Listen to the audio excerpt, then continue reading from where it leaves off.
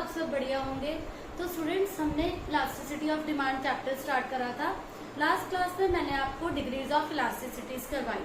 तो डिमांड को अफेक्ट करने वाले जो फैक्टर्स हैं उसमें मेन आता है प्राइस। तो प्राइस इलास्टिसिटी ऑफ डिमांड में मैं आपको उसकी कैलकुलेशन सिखाऊंगी आज कि हम परसेंटेज मेथड से प्राइस डिमांड को how much it is affected और किस टाइप से अफेक्ट करती है, इसका मेथड है परसेंटेज मेथड। तो it is very important method, it is very important part of this chapter. तो बच्चों, डिग्रीज होप सो आपको सब क्लियर हो गई होंगी। मैंने आपको 5 डिग्रीज करवाई इलास्टिसिटी ऑफ डिमांड में। Now our today's topic is percentage elasticity of demand, कि उसकी कैलकुलेशन कैसे होती है। प्राइस इलास्टिसिटी ऑफ डिमांड में एक मेथड आता है percentage method.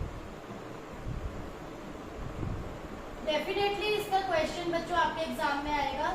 One of the most important topic is percentage method of measuring elasticity of demand. Initially बच्चों आप इसका फॉर्मूला समझ लीजिए, आफ्टर दैट मैं आपको इसके न्यूमेरिकल्स करवाऊंगी। फाइन। तो इसका फॉर्मूला क्या है बच्चों? Elasticity of demand is equal to percentage change, this delta is for change, triangle sign is delta, percentage change. और यहाँ पर ऊपर आप लिखेंगे percentage change in quantity demanded divide by percentage change in price. इन दोनों को डिवाइड करके हमारे यहाँ क्या निकल आती है? Elasticity of demand. तो अब ये परसेंटेज चेंज इन डिमांड की कैलकुलेशन कैसे होती है? इनिशियली आपको इसका फॉर्मूला पता होना चाहिए ताकि आपको इन दोनों को डिवीजन करने में कुछ भी प्रॉब्लम ना आए। परसेंटेज चेंज इन डिमांड कैसे निकलता है और परसेंटेज चेंज इन प्राइस कैसे निकलता है, तो इसको मैं आपको एक्सप्लेन करती हूँ। Percentage change in price,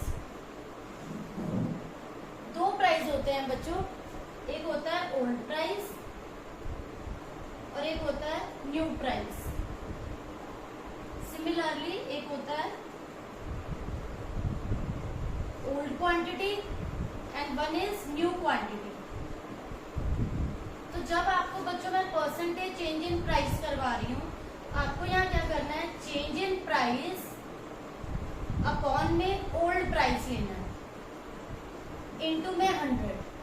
change in price means one is new and one is old. तो आप चेंज इन प्राइस निकाल लेंगे। चेंज इन प्राइस कैसे निकलेगा बच्चों?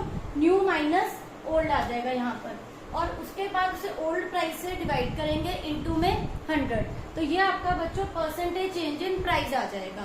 फाइन। सिमिलरली आप percentage change in quantity demanded कैसे निकालेंगे?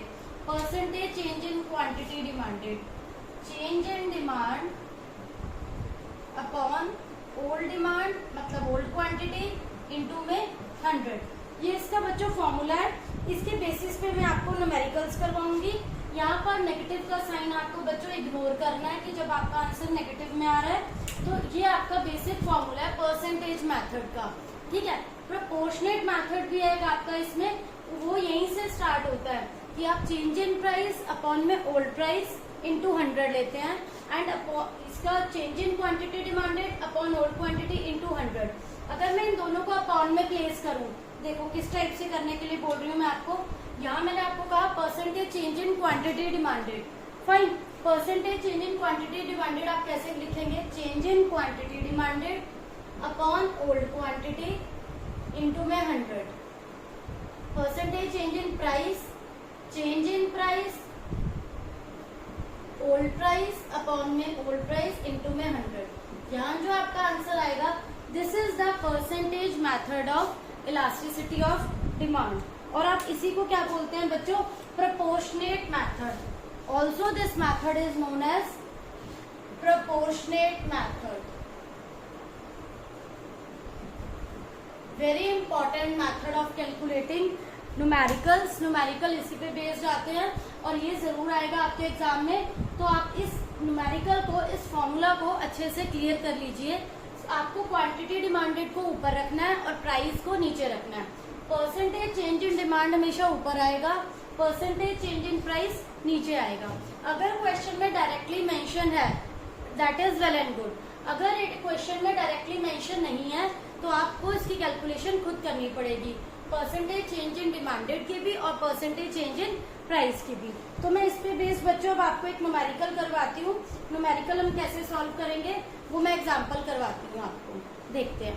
तो यहाँ पर बच्चों हमारे पास एक न्यूमेरिकल है, price rises from 8 to 10, old prices 8, new prices 10।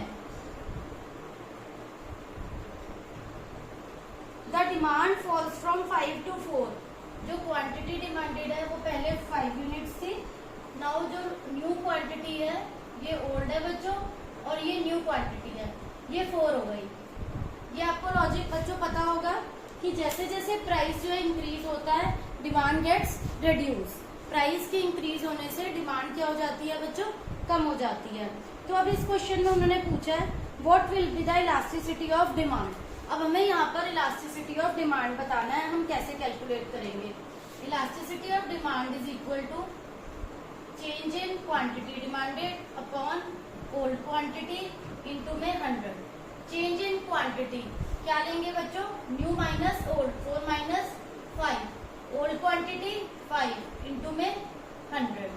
तो यहाँ क्या आएगा बच्चों जब हम इसे सॉल्व करेंगे, 4 माइनस 5 अपॉन में 5 इंटू में 100। तो यहाँ पर हमारा आएगा -1 एंड इट विल बी -20%।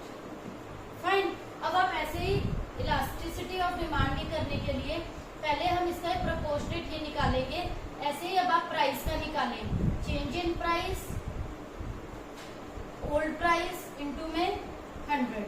ये हम परसेंटेज वाला पार्ट कैलकुलेट कर रहे हैं। इलास्टिसिटी ऑफ डिमांड में ये परसेंटेज वाला पार्ट है, ये परसेंटेज चेंज इन डिमांड है और ये परसेंटेज चेंज इन प्राइस है। चेंज इन प्राइस क्या हुआ है बच्चों, 10 माइनस 8, ओल्ड प्राइस है 8, 2 अपॉन में 8 इंटू में 100। तो ये आ गया बच्चों 25%। न्यू माइनस ओल्ड करा अपॉन में ओल्ड प्राइस इंटू में 100, 2/8 4 और ये 25% आ गया। अब आपके यहाँ दो फिगर्स आ गई हैं बच्चों। तो इलास्टिसिटी ऑफ डिमांड निकालने के लिए फॉर्मूला है परसेंटेज चेंज इन डिमांड, ठीक है, अपॉन में परसेंटेज चेंज इन प्राइस। वहां था बच्चों आपका -20% था और वो था 25%।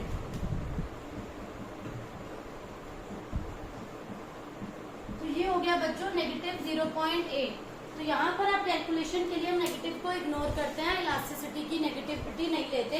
तो हमारी जो इलास्टिसिटी ऑफ डिमांड का आंसर होगा इट विल बी 0.8।